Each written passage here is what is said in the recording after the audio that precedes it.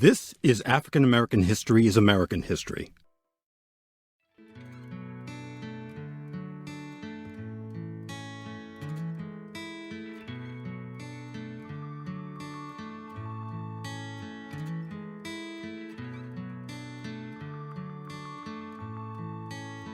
Civil rights activist, publisher, journalist, and lecturer Daisy Bates played a leading role in coordinating the integration of Little Rock Central High School in 1957.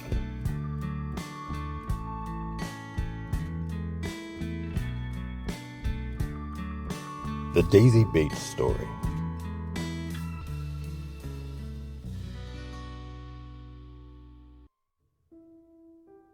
In 1957, because of its strong position during the Little Rock segregation crisis, white advertisers held a number of boycotts to punish the Arkansas State Press for supporting desegregation.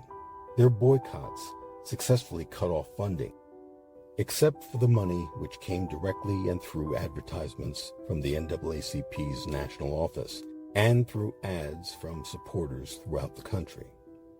Yet despite that, the Arkansas State Press was unable to maintain itself, and the last issue was published on October 29, 1959.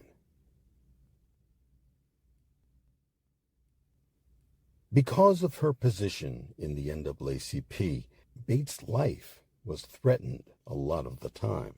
She wrote about it in her autobiography. As president of the NAACP State Conference of Branches, I was singled out for special treatment. 2 flaming crosses were burned on our property. The first, a 6-foot gasoline-soaked structure, was stuck in our front lawn just after dusk. At the base of the cross was scrawled, "Go back to Africa, KKK." The second cross was placed against the front of our house, lit, and the flames began to catch. Fortunately, the fire was discovered by a neighbor, and we extinguished it before any serious damage had been done. Because of her intense involvement and dedication to education and school integration, Daisy Bates was chosen to guide and advise the 9 black students who were selected to attend the previously all-white Little Rock Central High School. They would forever be known as the Little Rock 9. And Daisy Bates would be with them every step of the way.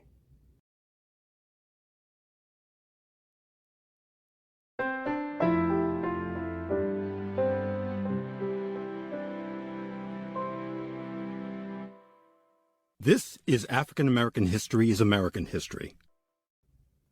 She mentored and advocated on behalf of the Little Rock 9. Daisy Bates' house has even become a National Historic Landmark because of her role during the desegregation of schools. Her house served as a haven.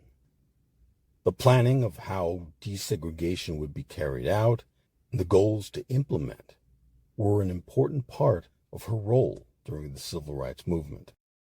The house was also an official drop-off and pickup point for the Little Rock 9 before and after school every day. Because her house was an official meeting place, it became a center for violence and often sustained damage by segregation supporters.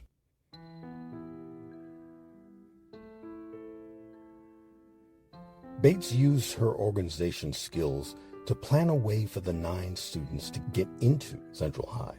She planned for ministers to escort the children into the school, 2 in front of the children and 2 behind.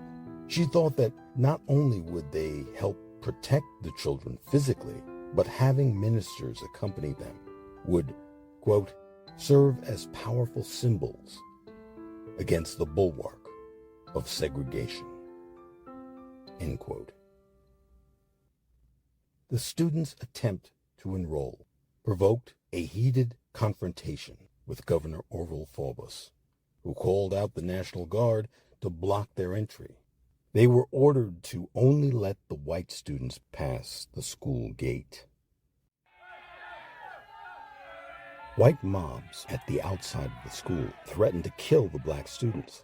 These mobs harassed not only activists, but also northern journalists who came to cover the story. The chaos at the Central High School caused Superintendent Virgil Blossom to dismiss school that first day of desegregation, and the angry crowds dispersed. Bates continued with her task of helping the 9 enroll in school. She spoke with their parents several times throughout the day to make sure they knew what was going on. 8 students out of the 9 were asked to go back home. For the rest of her life, Daisy Bates felt enormous guilt for her failure to notify one of the 9 students that they were delaying the entrance into Central High School. Elizabeth Eford.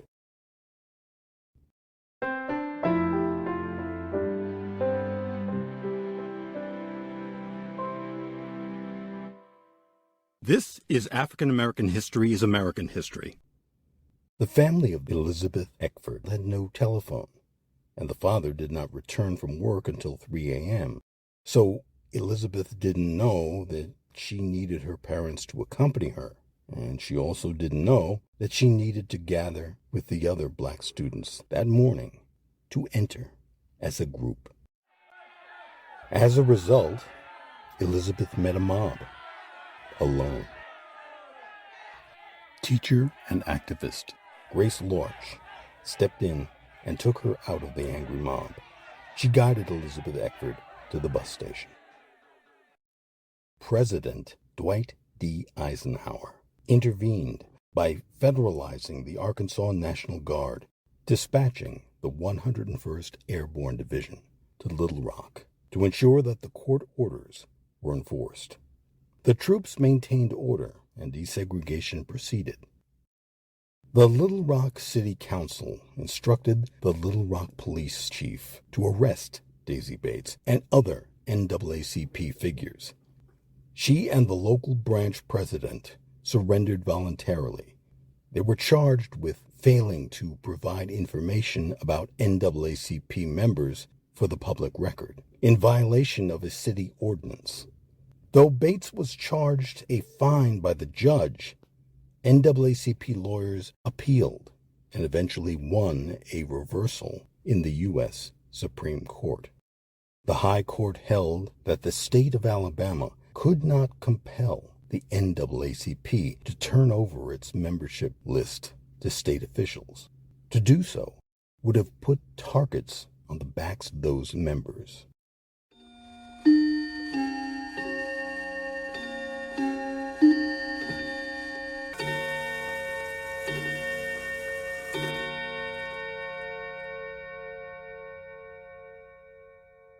Years later, Daisy Bates was asked in an interview what her most important contribution was during the Little Rock crisis.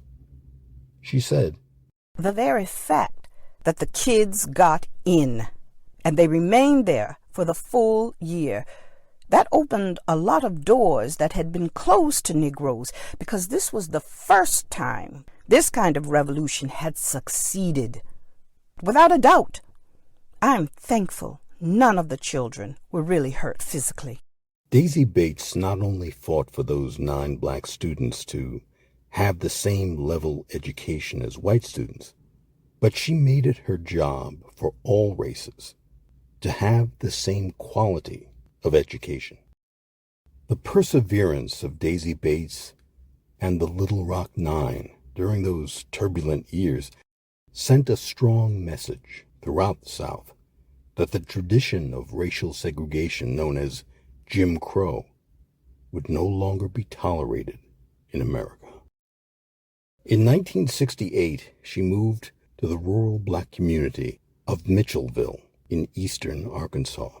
She concentrated on improving the lives of her neighbors by establishing a self-help program which was responsible for new sewer systems, paved streets, a water system, and a community center.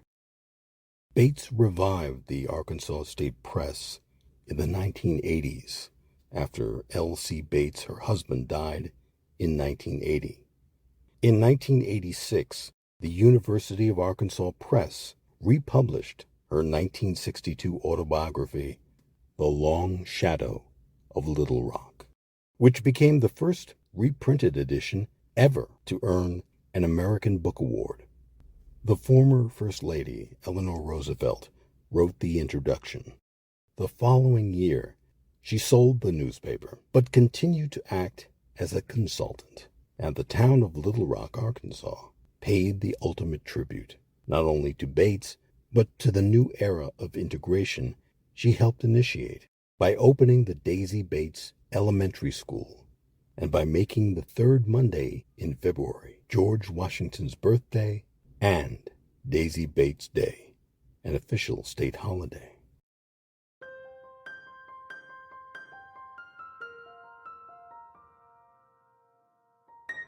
Daisy Lee Bates died in Little Rock, Arkansas on November 4th, 1999.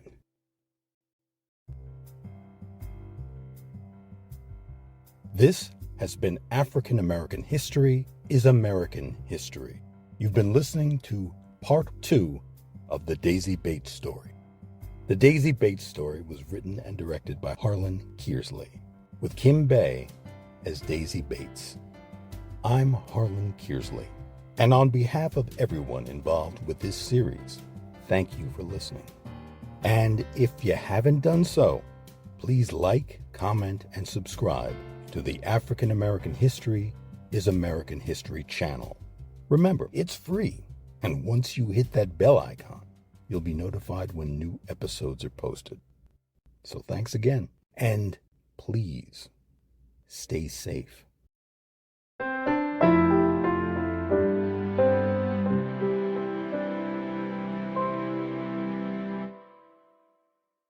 African American History is American History. Copyright H.C. Kearsley, 2024.